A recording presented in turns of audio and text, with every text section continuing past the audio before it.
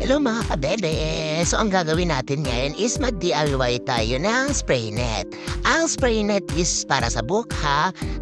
Talagang 3 pesos makakagawa ka na ng spray net. 3 pirasong snow beer, kunting tubig, tunawin lang, tsaka after 30 minutes pag nalusaw niya, ilagay nyo lang sa spray bottle. Noong grade school kami, kung may mga program sa school, ito lang kasing ginagamit. Instead, candy lang yan ginagamit. Snowbeard lang yung ginagamit ni Lola pang spray ng buhok kung may mga program.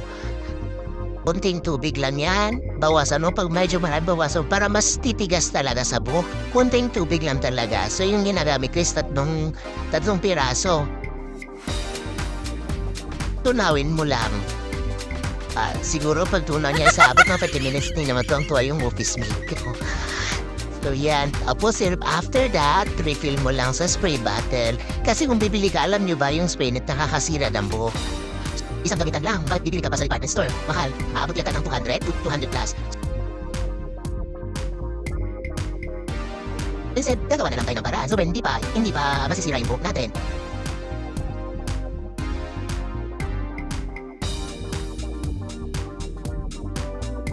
Well, pwede mo yung sobra pwede mo rin, lunukin charot na.